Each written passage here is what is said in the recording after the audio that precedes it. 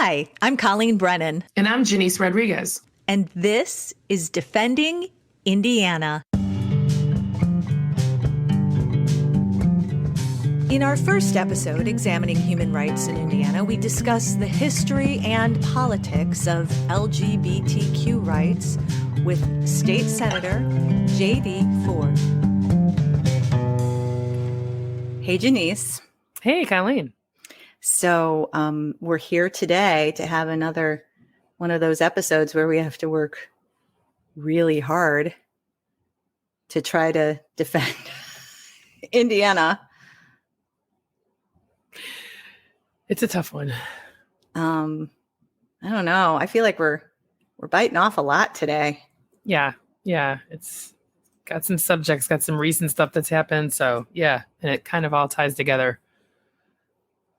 Just the overall way people view how Indiana handles human rights. Right. And in particular, we're going to discuss LGBTQ plus rights and kind of dive into the history and why people think that Indiana is a backwater when it comes to rights. Correct? Yeah. I mean, again, all of our scientific research, I'm just asking people we know. Our deep dive. Right. Totally scientific. Our crowdsourced deep dive survey. Where on Facebook, right. A significant number, more than a third, right? Right. Put down when they think of Indiana, what do they think of? And they put in anti-gay, right? Mm-hmm. So, and you and I were like, is it? I don't know. And I think we've kind of come to a point where like, we don't know. Yeah. So hopefully our guest today will help us clear up any confusion we have about defending Indiana when it comes to this, right? Yeah. I mean, we hope so. But I mean, it's out there. I mean, I'm follow the Human Rights Campaign, and they listed Indiana as one of their 22 states that basically it's a high priority to achieve basic equality. So it's like not there. So who do we share that illustrious status with? Exactly. What are the other states? There were 22. I don't have them, but you want to guess?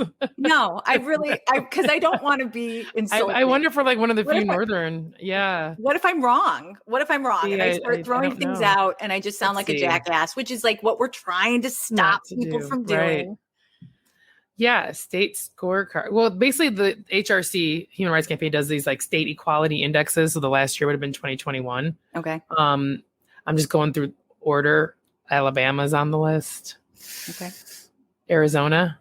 Okay. Arkansas. Okay. I'm gonna keep going. Are there any like down lower in the alphabet? Yeah, right. I keep going by. Between A and T? Let's see. Georgia's on the list. I can't believe Indiana's on. I can't. Wow, really? Are there any other northern Kentucky, states? Kentucky, Louisiana. I mean, we're that seem to be the northernest. Is that a word? The northernmost. It is now. Northernest. You uttered most it. Northern. Most northern. Yeah, it's not good. It's not good. We basically, like, if you go to the hrc.org and look up Indiana, where like you're supposed to get a blue check mark, we don't have any. Because if you really look at the bills, like, yes, there's some good things. Like if you're trans, you are allowed, you can change your birth certificate. There's certain things like that, but there's still no over comprehensive thing for housing. Okay. It's still not illegal on the state level to discriminate against LGBTQ people for like kind of for that reason in like work and like a lot of things. And I think people, like the state kind of just passes the buck to the local, municipalities, and some cities have really stepped up. I was very happy to see my hometown is one of the cities listed that have passed their own. Go Hammond. I didn't see Michigan City. It doesn't mean it didn't happen. I just can't research fast enough. But yeah. So, and some people I know, like I've seen where they're just like, we don't really need to do this. We don't need to do an equal rights amendment thing for our town. And everyone's like, yeah, you do. Actually, why wouldn't you want to? Why wouldn't you want to tell your constituency, everybody in this town, hey, you guys are all the same. You guys all have the same rights. Yeah. So y'all deserve a good road. Exactly. Y'all deserve the police to show up at your door. Regardless of, Y'all deserve a fire truck when your house is on fire. And hey, you also all have the right to walk into a business and not be treated like garbage. Yeah, I mean, really, like it's not good. I mean, as far as housing, public accommodations, transgender healthcare, even anti-conversion therapy, employment, hate crimes, and education, like Indiana's, particularly towards LGBTQ, is very bad. Okay, well, there we have it. There we have it. This is not. I'm not laughing. This is my uncomfortable. Like, oh no. Oh no. I was hoping. Really, I'm hoping to disprove that. Because, like you said, we want to believe like the way we grew up. I grew up with all different kinds of people, all different races, all different ethnicities, sexualities. Maybe not. I didn't know then, but found out later. Kind of knew, but didn't know. Yeah. And I don't know. I never felt like it was. I don't know. I just never felt like it was a big deal. I just felt like we were all cool with everybody. And I hate to see that that's not, were we cool? Or is that just my la-la? No, I think you're 10 years younger than me. So, my... Look at me. Yeah, I am. Yeah. So what are you, 12? I always bring that up. I'm 12, exactly. Yeah. So, no, I'm going to embrace my age of 43. No, it's not actually. Do it. So, lying again. Yeah, I don't know how we got here. I don't think growing up that people were very open to LGBTQ at all. And I think it was the 80s. And I think if you watch any John Hughes film or really any teen or, I just don't think it was, I don't think it was widely accepted.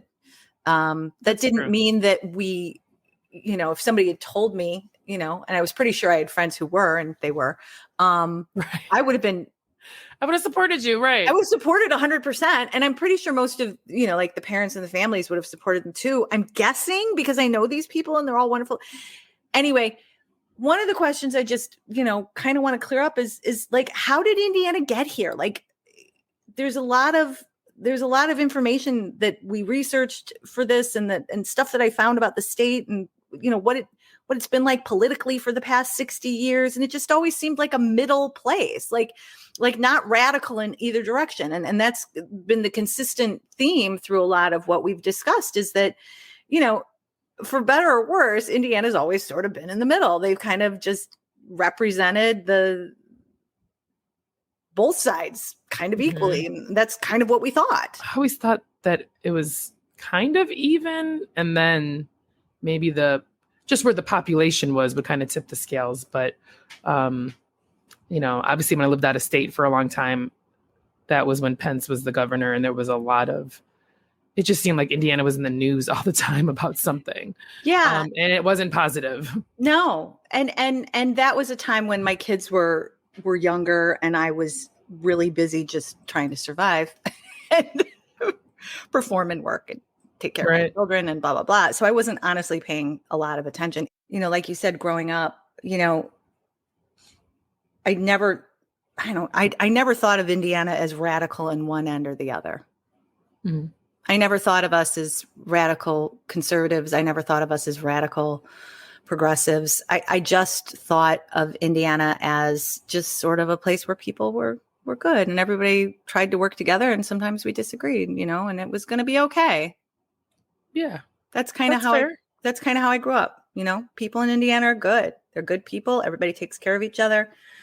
There might be some bad attitudes here or there, but in the end, we all come together. And, I was looking just because I was trying to figure out if like that was just delusional. So I did. Well, sometimes, you don't know. You're like, wait, is this my memory? This my rose-colored glasses. Right. So I just did a little bit of research to try to understand, let's break it down to politics, right? So like what happened politically over the past 60 years, right? And so from 1960 to present time, to support the idea that Indiana is a middle ground state, we've had 5 Democratic governors and 5 Republican governors in that 60-year period of time. 5 and 5. Right? Mm-hmm. Yeah. Okay. U.S. senators from 1960 to present time, we've had 4 Democratic, 6 Republican. Okay. Of those senators that I've mentioned, of the Senate, we've had 2 super notable senators from Indiana over the past 60 years. One is Dick Lugar, who was sort of a giant in the U.S. Senate, well respected by everybody, well respected internationally. The guy, he was a Republican, but he reached across the aisles and got things done with Democrats. He was responsible and is well known for his work with the Nunn-Lugar Act, where he worked to dismantle and eliminate weapons of mass destruction, which was amazing. They had incredible success with what they were able to do. President Obama named him the recipient of the Presidential Medal of Freedom. This was just a well-loved guy, regardless of political affiliation. And then the other guy was Birch Bayh, who was a Democratic senator. And he was the principal author of 2 amendments to the U.S. Constitution, the 25th Amendment, which passed in 1967 and updated the succession of the presidency and vice presidency and what happens when the president is incapacitated. And then the 26th Amendment, which passed in 1971, he was largely responsible for, which lowered the voting age from 21 to 18, because these soldiers were going off and fighting in Vietnam, and it wasn't fair that they didn't have a say in who was sending them there. Right. He also was chiefly responsible for the Title IX amendment to the 1972 Education Act, which is a big win for equality for women in athletics. So, I'm kind of proud that our state had 2 really great senators who tried to work with others and did good things for people. So I think that's where my brain has been when I think of Indiana politically. It just doesn't feel like it matches up with what's going on today. Yeah, I would say that's very true. That's where the confusion is. For me, again, just thinking that we were a little more center, even the Republicans were a little more center. So, I'm excited to talk to our guests today to kind of find out. But I feel like it's going on with the whole country. It just seems vocal.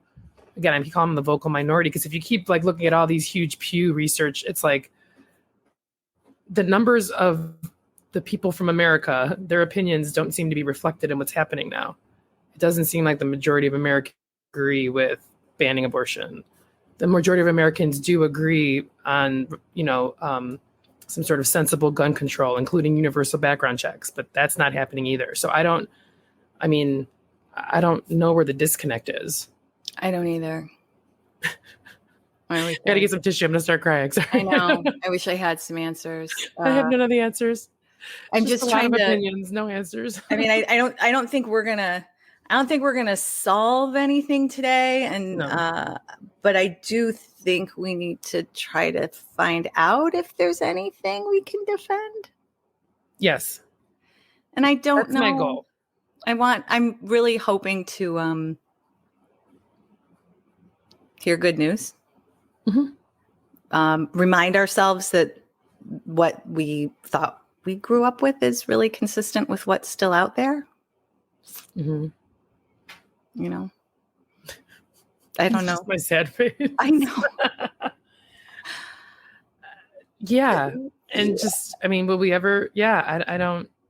And I hope that maybe this wakes some people up about the importance, and I'm sure our guests will reiterate that, of being conscious of who you are voting to state and local, offices. That these people really have a, influence on your daily life, and just happened with the abortion bill. It's like, wait, what? When did this happen? And who's like, I would say that most Hoosiers, and even myself living in Illinois, do not know who their state senator is. And I think that person probably has a more direct effect. Obviously, their mayor, town council from a really local, but like this whole thing, like this didn't go to referendum. This just became a law, kind of like while we were sleeping. So I don't know, again, that's not maybe not a fair characterization, but it feels that way, right? And so it feels like you didn't know what was happening. And from what I'm reading, a lot of people are like, wait, I don't get to vote on that. I'm like, nope, sure don't. Yeah. Yeah. So, and I really wish we had recorded this episode before that happened. Right. Absolutely. Because definitely, we want to give a lot of space today. I want to be sure I say this, whether this makes it the final edit, that I want to give a lot of space to LGBTQ plus issues. That was the original thing. I see that it intersects with abortion and human rights. And to me, it's all interrelated. So, but I want to make sure I give as much space as possible, because I think this is a big either misconception or reality of Indiana that we just kind of keep sweeping under the rug. Yeah. And we need to understand it so that we can address it and not defend it if it's indefensible. Absolutely.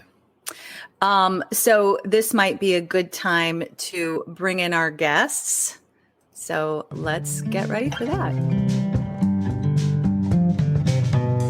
Our guest is the state senator representing Indiana's 29th district, which encompasses parts of Boone, Hamilton, and Marion counties. He earned his Bachelor of Science in Political Science and Criminal Justice from the University of Akron and earned a Master's of Science in Education with an emphasis on Human Services from Purdue University.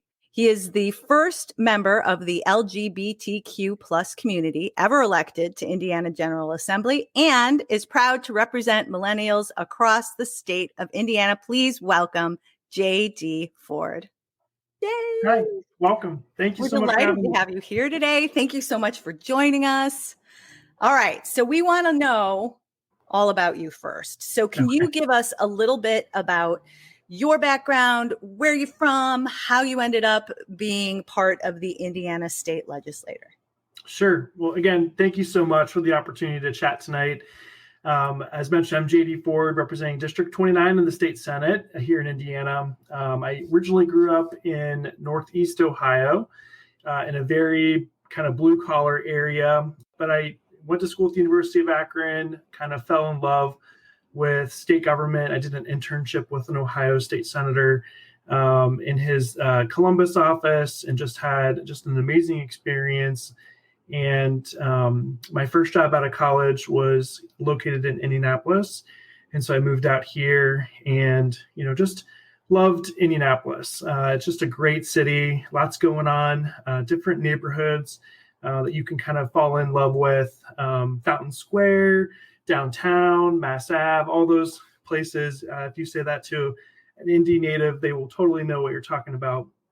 And then when I was in college, I remember having a professor saying, either you participate in your government or your government will participate for you. And I remember that very distinctly. And I remember plugging my address into the, find your legislator, and found out that the guy that was representing me was someone who didn't share my values, didn't share my beliefs, and followed him for a little bit and was just so appalled that, he was representing the district. And so I went to one of his town halls. I went to see a state Senate session and just really was kind of shocked that, that he was saying things and, anti-immigrant stuff, anti-LGBTQ stuff, and that just wasn't jiving with the district. And so I kind of fell into this role more so of anger, but happy to be in this role, happy to feel like I'm making a difference, and really just thank the 30,000 folks that voted for me in the 2018 midterm elections. Anger is a great emotion, right? Anger can drive things forward. That's amazing. It's motivating. Yes, absolutely. Channeling anger. Okay, so now here you are, a state senator. So what's that process been like for you? Tell us a little bit about running for office, what your platforms were, and what you've been doing for the state since. Yeah, so no one really kind of can prepare you to what it is like running for office. But I, again, looked around and I went to, to some club meetings, to some city council meetings, and I asked some of the Democratic politicos, who's running against this guy? Do we got someone? I'm ready to volunteer. I'm ready to knock doors. I'm ready to, let's go. Like, we can do this. And as I was having these conversations with, community members, there just wasn't anybody who was really kind of willing to do that. And I get it, right? Because, running for office, you get thrown, a bunch of crazy stuff at you, and, they dig stuff up on you, and your family's involved. It takes a lot of money to do that. It takes a lot of name recognition, which I really didn't have that. But, someone had to do it, because we can't just let this go unchallenged, particularly in an urban suburban district, particularly after, the election of the, 45th president, and so there's just because my own neighbors were upset. And so, I decided to do it, and we knocked over 40,000 doors. We called 25,000 people. We sent 15,000 handwritten notes and about 5,000 text messages.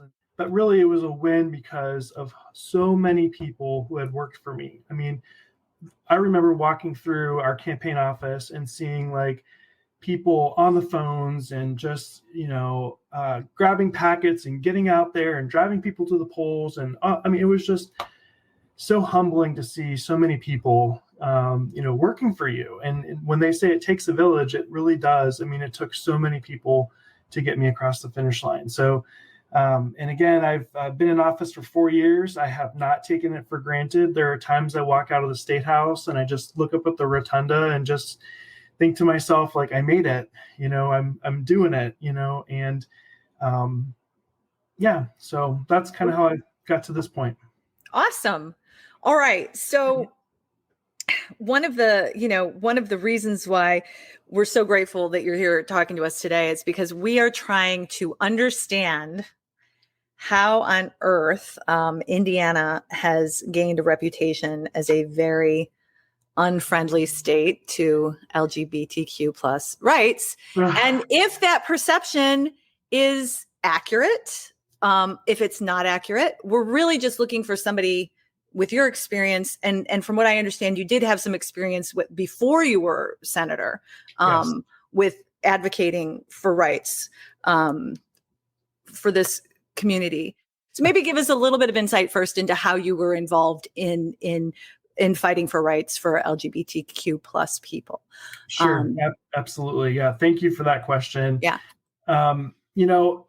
So I should also say that I ran for office in 2014 and lost by 2,000 votes in the same district against the same guy, and then ran for office again in 2018 and then won by 7,000 votes, even though I lost by 2,000 votes. So I kind of made up that 5,000. I think the midterm election definitely helped, but I also think it was the fact that I had already been known in the district and people knew what I was, fighting for. And I really just had a different vision from the guy that was currently in office. As I mentioned in the intro, he was kind of anti-LGBTQ. He would talk about how he had a gay brother, but then he would say very disparaging things. And so it's just like the two didn't add up. And so that was the 2014 cycle I lost. Now, the following year in 2015, we had the Religious Freedom Restoration Act, also known as RFRA, here in our state. And this was very damaging. I mean, I still think we are reeling from, the negativity that came from that. And what I mean by that is that many people see us as a backward state, or the Mississippi of the North, if you will, because of what happened with RFRA. And essentially, it was basically giving businesses a license to discriminate against LGBTQ Hoosiers. And it all kind of got set off when then Governor Mike Pence had a bunch of religious people around him as he was doing the bill signing. It was in a very private, closed door ceremony, although one picture did kind of leak out of there. And so as State House Republicans and Mike Pence were saying, oh, this isn't about religion, it totally was. I mean, why would you invite all these religious folks to huddle around you as you sign this bill? Then he goes on to George Stephanopoulos' program on Sunday morning, and George repeatedly asked him, is this discrimination against Hoosiers, people in your state, LGBTQ people in your state? And of course, the answer is unequivocally, well, no, it's not. No, absolutely not. But he couldn't say it because I think he actually knew that it totally was going to have that effect in the Hoosier state. And so he's like, wow, George, and he kind of just him-hawed and, beat around the bush. But then people saw that interview and they're like, that's it. You'd say no more. This is exactly what this is about. It's about discriminating against LGBTQ Hoosiers. And then we organized a protest that brought, I would say, probably about 2,000 people down to the State House. Christina was a part of that protest. She spoke. She was then a state representative at that time, and she spoke in favor of supporting LGBTQ Hoosiers. So that was 2015 when that happened. And then shortly thereafter was in 2018, we passed a watered down hate crimes bill. No, excuse me, that would be 2019 because that was my first year in the Senate. And it left out gender identity, and age. And so as Governor Holcomb kind of goes around Indiana and says, oh, hey, we have a hate crimes bill, we truly do not. And then this year, we specifically targeted trans kids by saying that trans girls cannot compete with girls. And we passed that bill overwhelmingly. Thankfully, to Governor Holcomb's credit, he did veto that bill. Okay, because that did pass, correct? It did pass, yep. And then Governor Holcomb vetoed it. Now, in the legislature, we just need a simple majority to override the veto, which I think is kind of BS because it's like it doesn't. It could just be one vote then? Yeah, it's just like you should have to work for a veto override, right? It shouldn't be a simple majority and one. So we actually came back to kind of a special session day and overrode the veto. And then as soon as that happened, the ACLU immediately sued. And so it's now in federal court to try and figure out what's going on with that. So sorry for that long answer, Colleen, but I just wanted to kind of paint the picture as to why people might think Indiana is kind of a backward state when it comes to LGBTQ rights. And it's because at every single turn, our legislature has actively picked on LGBTQ Hoosiers, specifically gone after them. And so you can kind of see this push-pull relationship that we have. But does that reflect... But I don't feel like that reflects Hoosiers' sensibilities. Or their values. No, I don't think so either. I think that the last round of redistricting, well, let's be honest, the last round of gerrymandering that happened in our state has continued to push us further and further and further to the right. So they're not answering to everyday Hoosiers, right? So that's interesting. I was doing research. Because every once in a while I do my homework, doing my research on all of the LGBTQ issues, because again, Janice and I had mentioned, this wasn't consistent. Well, I mean, I grew up a long time ago and attitudes just in general were probably not good when I grew up, but not it.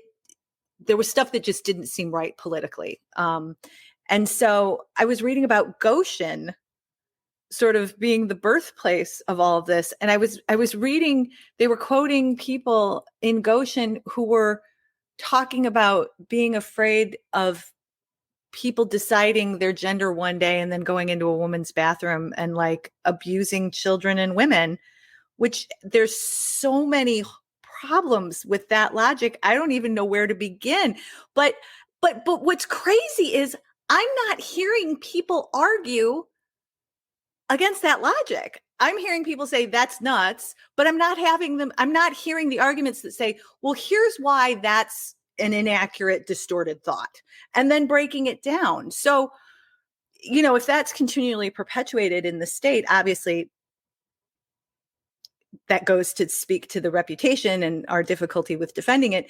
So what is happening? Like, how are we dismantling these attitudes? And are there people in the state? I mean, like, how does Indiana fall with people who support rights for LGBTQ plus or people who don't?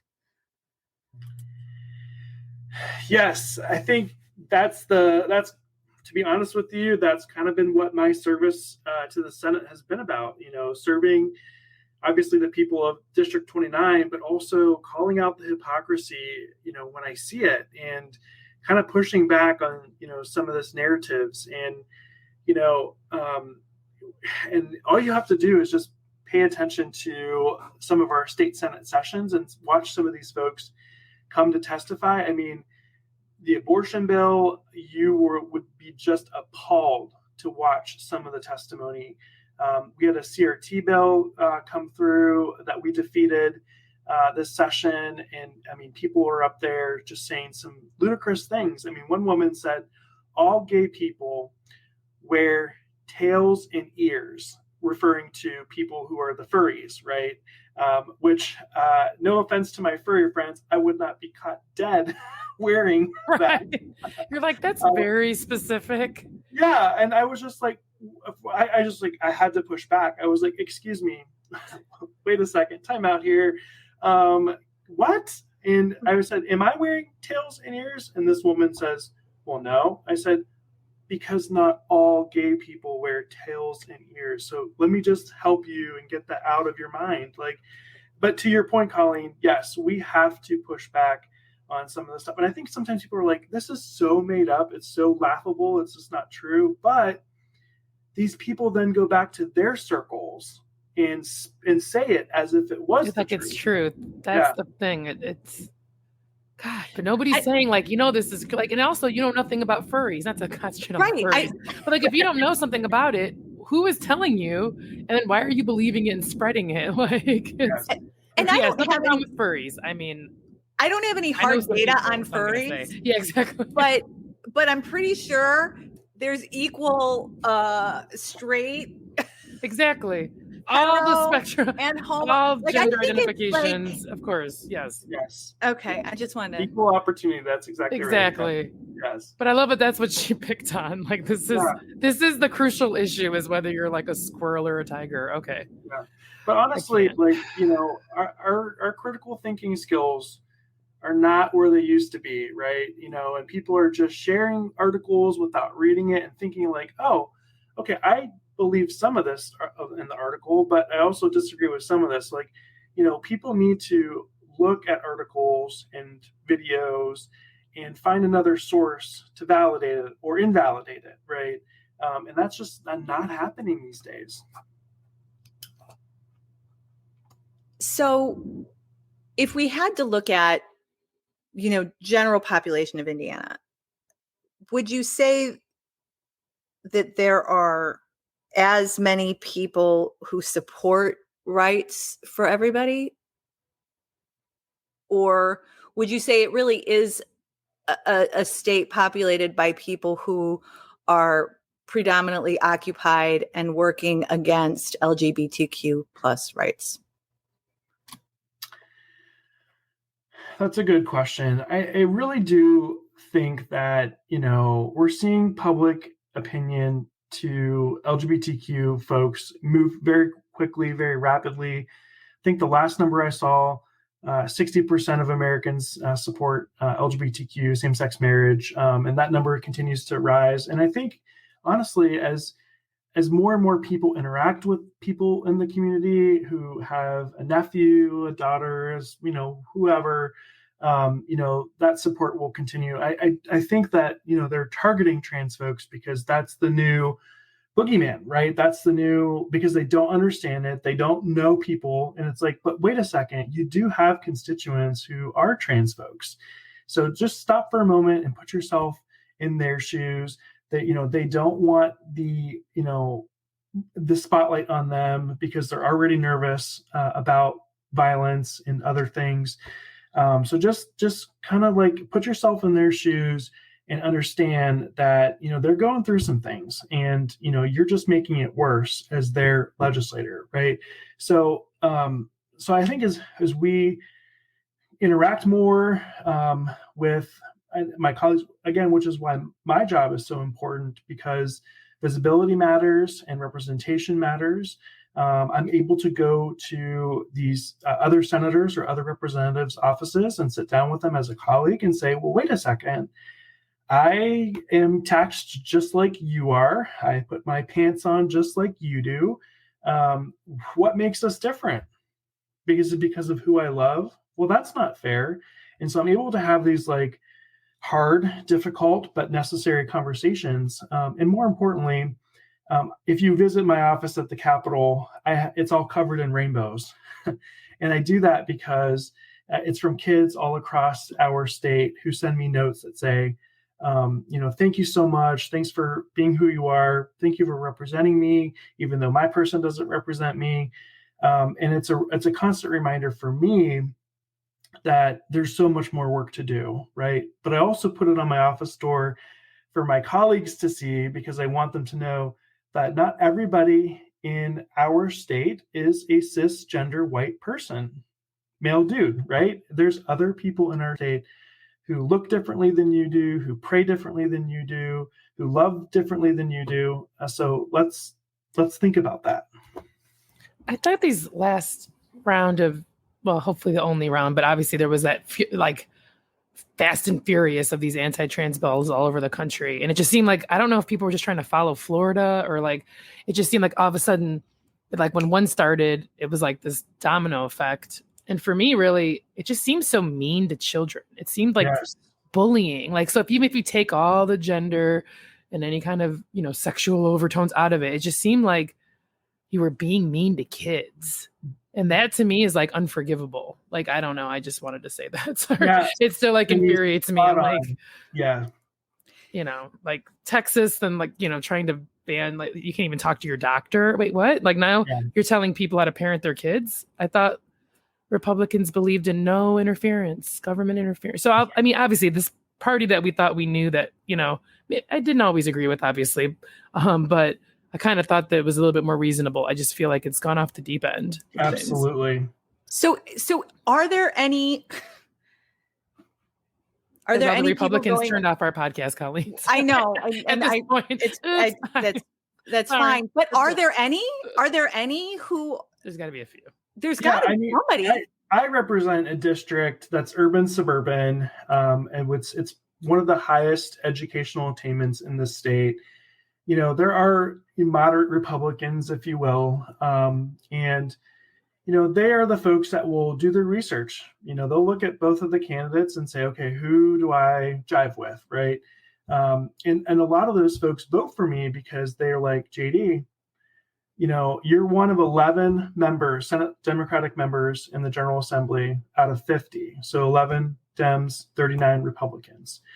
A little lopsided. And so they will openly say, I'm Republican, but my party has left me, and I'm going to continue to vote for you because you call them out and you provide balance, and you are you represent me, right? And so there are those Republicans that are just holding on to their party for as much as they can, but they're also recognizing that their party is now the party of Trump and the party of QAnon and everything else that is going along with it.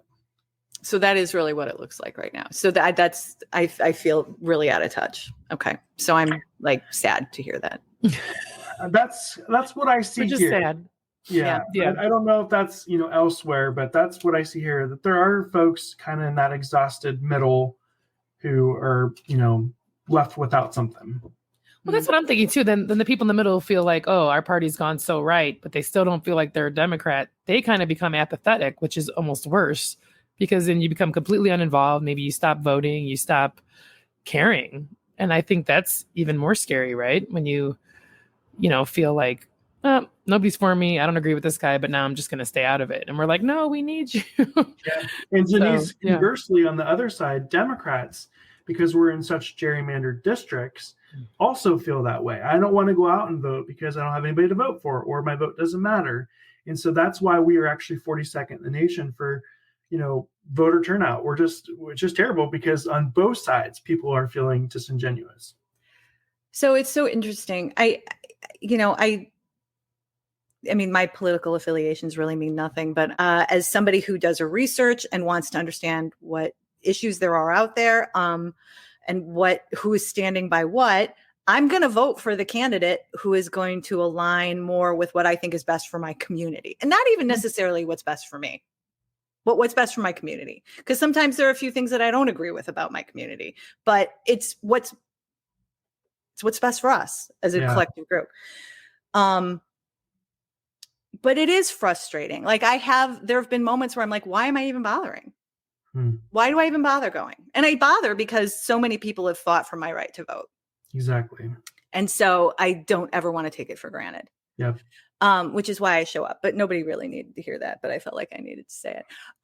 Anyway, so just go out. We need to hear it, Kylie. We need to hear it because people here like, go out and vote. Just vote for who you think is best. Even if you don't think the guy is going to win, vote for what you think is best for you and your community. Anywho. And if you're in JD's, that's him. Exactly. Because he's going to do right by you. Anyway, look at me. I'm doing stuff. I'm feeling like I'm going to get hate mail. Nobody listens. Definitely not from your brother, because even her own brother doesn't listen to our podcast. So right. Yeah. So let me bring this back on the rails.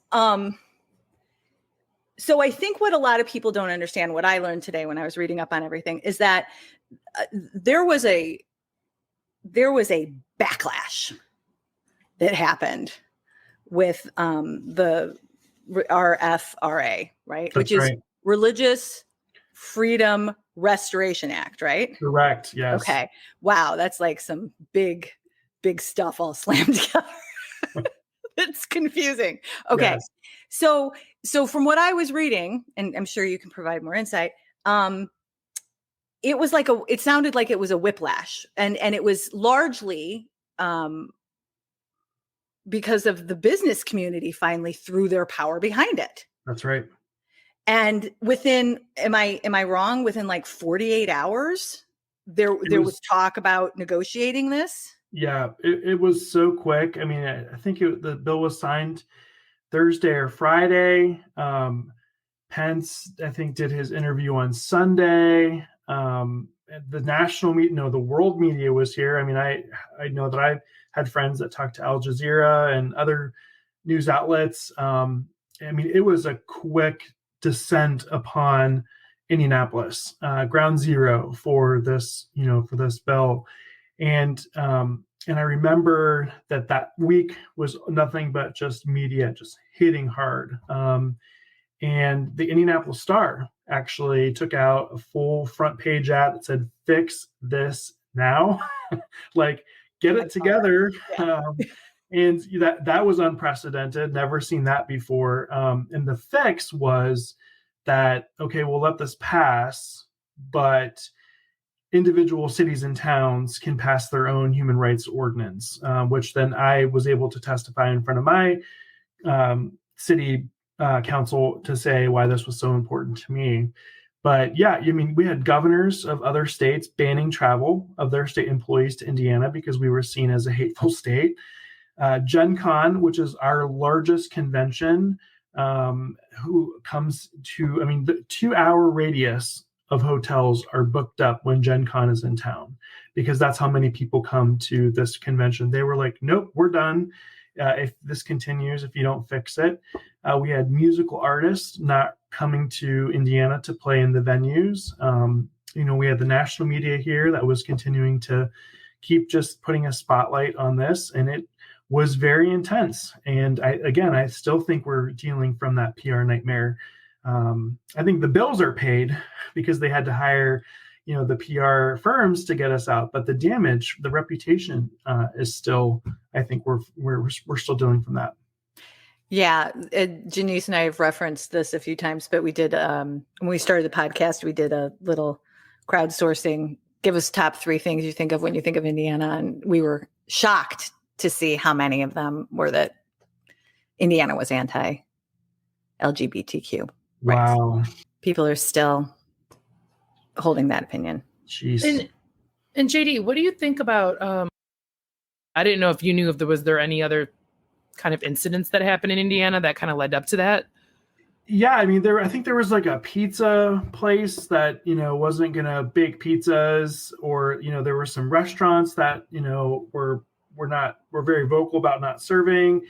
So there was actually a campaign that had a sticker that restaurants were putting stickers on the outside of their business that says "Open for all" or "We welcome all" or whatever the case may be. And so that way it was an automatic, it was an automatic sign like, okay, this place is friendly. And again, this was 2015 when this was happening, and so we're just like, well, why do we have to do this? Right. But it was necessary because, I mean, as a gay person, I don't want to sit, in a restaurant with my partner and, not be served. I mean, how embarrassing is that, right? And then have to make a scene about it. Right.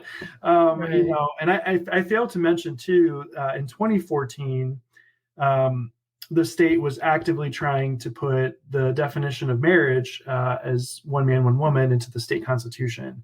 And so we were able to successfully defeat that. There was a coalition that came together, Colleen, that you mentioned, big businesses. They were part of that coalition. And thankfully we were able to beat that. But I mean, again, this kind of falls into this narrative of us being anti-LGBTQ. This puts the spotlight on state legislators and the role that we play in so much of an important light. It's fun to watch, the presidential stuff, but it's your town council people, it's your state legislators who make these decisions. Going back to the gerrymandering, those numbers dictate where hospitals go, where post offices go, who represents you at the federal level, at the state level. And so I think people are just kind of always been trapped in this. Well, someone else will do it. Someone else will knock those doors. Someone else will make those phone calls. Someone else will, write those checks be a donor to those politicians, but what I always tell people is that, no, your contribution helps me buy water for my volunteers when they're out knocking doors on a 95-degree day, right? It helps me buy and print, literature that I can leave on someone's door to let them know, like, this is the Indiana that I want to sell to you, per se, right? That's the type of stuff that, what I think we can do right now. What can people do to support the rights that are still being protected for LGBTQ folks? Yeah, I think find an organization that you align with and give your money to that. And what I always like to say is the 3 T's: the time, the treasure, and the talent. Not everybody has the time to go down to the state house and to testify before a committee or, whatever. I totally get that. People are busy. They got kids. They got a life. But maybe perhaps that tea isn't for you, but maybe you could give your treasure. Maybe you could give $25 or $50 to an abortion fund or an LGBTQ rights organization or to a candidate that you align with. If you don't got the money to do that, well, perhaps maybe you could do, talent.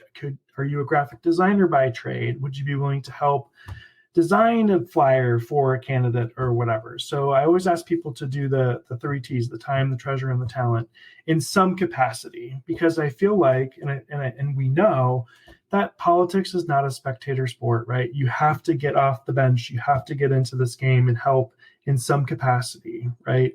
And so that's what I think people can do in the immediate time to help in some way. Time, treasure, talent. That is perfect. The 3 T's. I love it. Actionable goals. Okay. I'm going to ask you what I ask everybody who's on Defending Indiana. What's your favorite thing about the state? One of the things I just love about Indiana is that, it's the farmers markets on Saturday mornings. Yeah, you bump into your neighbors, you pick up your produce, you pick up your apple cider donuts. And as an elected official, I love being in the community and just bumping into people. This past Saturday, I was at one of our farmers markets, and so many people stopped me and just said, "Thank you for your service, thank you for your vote." And so I just love that, we're just good, wholesome people in Indiana. Yeah, I think we agree. If you could change one thing about the state, what would you change? The legislature. Fair enough. I would change the people in there in the sense that, or at least change the mentality, not necessarily the people, because I have some amazing colleagues and some people who work very hard for their constituents, but I do wish that they would change maybe the philosophy or the mentality of serving the people. I'm in a district that is a swing district, and so it forces me to be in the community. It forces me to call people back, email them back. A lot of my colleagues in gerrymandered districts on both sides of the aisle, quite frankly, don't have to do that because they don't have to worry about, that they're safe as long as they put their name on the ballot. So my hope is that, we go back to what we do, and that's serve the people. Okay. Well, JD, it has been a true pleasure speaking with you. And thank you so much for providing some more context to help us understand and anecdotes that help us understand really what's going on in the State House, to give us a better picture of what's going on and how you're working to protect rights of the people who live in the state of Indiana. So Absolutely. Thank you. Well, thank you so much for having me, and happy to come back and chat. We would love to have you back. Thanks again. Defending Indiana, featuring Colleen Brennan and Janice Rodriguez, is produced by Colleen Brennan and Janice Rodriguez. Theme music and sound editing by Michael Miltenberger. Thanks so much for listening. If you enjoyed what you heard today, you can subscribe to Defending Indiana wherever you find your favorite podcasts.